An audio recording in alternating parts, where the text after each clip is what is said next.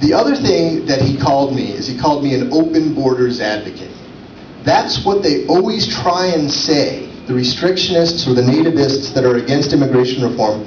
They always try and say the other side are open borders advocates, implying that if we had it our way, we'd open up the borders and let everybody come here, which is not really what we're saying. Now, I took this Roger Gittleson person to the side the very first time I came up here about a month ago when we did our first press conference. I didn't know who he was. I introduced myself to him. And, we agreed basically to disagree. But we talked about this issue. And the first thing that I said to him is that there's a lot more that we agree with here than we disagree about. Now, I know that we have some issues that, you don't maybe you don't want the pathway to citizenship, or they call that amnesty, and we'll talk about that. But the other thing is, I said, I want to make it clear we're not for open borders. We don't believe in that. If anything, comprehensive immigration reform is a security bill. It really is. And so I made that very clear to him, and then for him to go out and just say, well, he's an open borders advocate, just shows that he's not interested in actually trying to sit down and have a constructive conversation about how we solve the problem. He's interested in demagoguery and just trying to make it sound like we're, for anarchy. And that's not what this is all about. Okay. Comprehensive immigration reform basically means that it's a difficult problem. It's got a lot of issues about the problem that are difficult. Everything from the fact that we do have 12 million or so people here living in the shadows that do not have documents, and yes, they came here illegally. We have that issue. We also have the issue of the borders, that the borders are not really secure. They need to be secured more. We don't have workplace enforcement like we're supposed to. There's a lot of reasons why we have the problem of illegal immigration in this country. And if you want to look at solving it, there's a lot of situations that you have to deal with. You can't just deal with them in what they call the piecemeal approach. There are some issues that, frankly, I would agree to pass of immigration reform related issues, such as something called the DREAM Act and something called the Ag Jobs Bill. Those are two standalone pieces of legislation that I probably could support. The reason why I'm not advocating that we pass what they call the piecemeal approach, where you just do a little bill here and a little bill there and eventually it all adds up, is because in order to be able to pass a meaningful comprehensive immigration reform, you kind of need everybody's coalition to stick together and push for it. If we were to allow the DREAM Act to pass. Now, the DREAM Act basically says that if you're a son or daughter of undocumented immigrants, and you yourself are undocumented, you're not a citizen, you were not born here, you came here when you were 2, for example. What the DREAM Act basically said is that you can qualify for in-state tuition.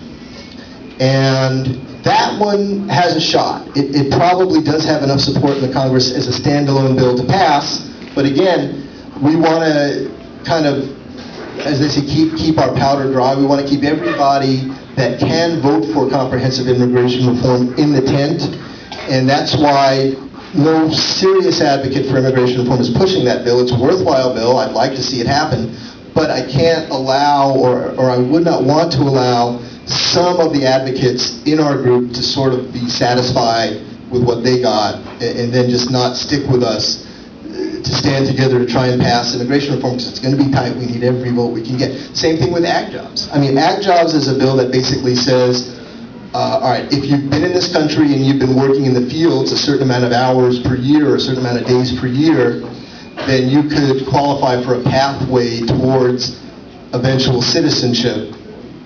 And the reason why they did a standalone bill for ag jobs or agricultural workers as opposed to steel workers or whatever the case may be, is because we do have a shortage of agricultural workers. I mean, make no mistake, somewhere tonight, somebody without documents touched your food. Whether it was in the processing plant that made the pizza dough, or whether it was the guy that cleaned the plates, or whatever the deal is, somewhere along the line, many undocumented immigrants touched your food, because 60 to 80% of all the people that work in the agricultural business in this country are probably undocumented. And so there is a lot of reason, considering that agricultural exports are our #1 export and we certainly need to do as much business as we possibly can do. There's a lot of reasons to pass act jobs, but again, same situation, we're trying to hold our powder. All right, this is a 6-page document. You'll take my word for it, there's 6 pages.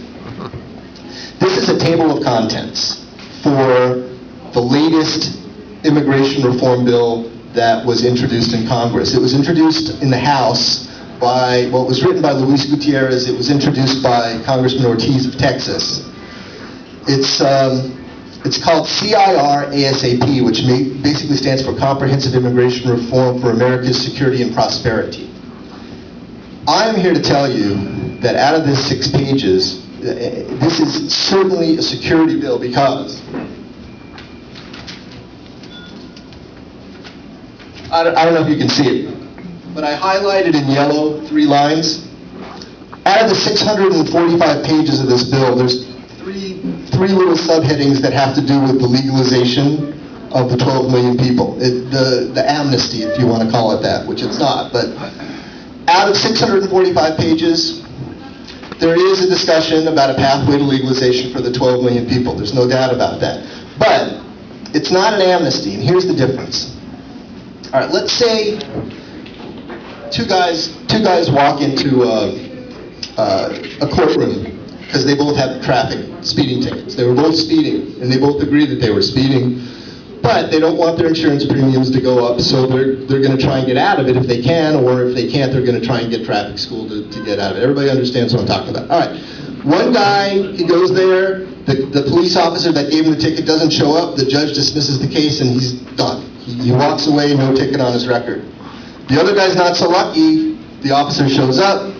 He's got to pay a $500 fine or whatever it is. He's got to go to 2 days worth of traffic school. In the end of the day, he'll also end up with a clean record, but he had to do a lot of things to be able to get that clean record. The other guy just basically walked away scot-free. Well, that's sort of the difference between amnesty and earned legalization. Amnesty is, all right, you were here legally, sign this paper, done, you're free. That's not what anybody is suggesting for comprehensive immigration reform. They're saying, okay, first thing you got to do, you've got to pay for and pass a comprehensive criminal background check both in the state and a federal background check. You're going to have to pay all your taxes. Now, the fact of the matter is most of them do pay their taxes. I hate to break this bad news to you, to the Republicans, but the fact is most of them do pay their taxes, but all right, some of them don't. They're going to have to pay their taxes, including penalties and interest. They're going to have to get right with every aspect of the law. If they do not pass that criminal background check, they're out.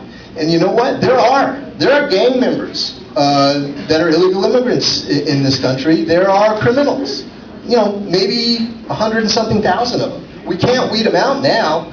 If we pass comprehensive immigration reform, we'd have a shot at getting rid of these people. And everybody that wants comprehensive immigration reform, they want to get rid of the people that would not qualify, and those people would not qualify. You've got to learn English. I mean, it goes on and on. There's a lot of different things that you have to do, and then you go to the theoretical back of the line. Well, the fact of the matter is that most of these people are from Mexico. There is no line from Mexico.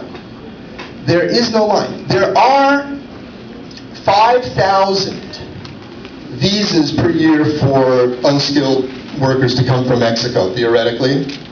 But 5,000 compared to how many millions are here, it's nothing. There is no real line to come from Mexico. So to say, well, you've got to go to the back of the line is a little bit disingenuous because they're, what line? So what they're going to have to do is they're going to have to sign up for this program. They're going to have to stay right with the law for probably about a decade. They're going to have to keep paying their taxes and learn all the civics and the English and all this other stuff. And then in 10 years, theoretically, once all the people that are already in the system ahead of them will have a chance to get their documents, then these people could become citizens, and ultimately I think that's a good thing. All right. So in immigration reform, there's a lot more to it, as I was saying, than just this earned legalization that's just a few pages out of the 645 pages. It's a security bill. Here's something that nobody knows, and I want to, you'll be some of the first to know this. All right.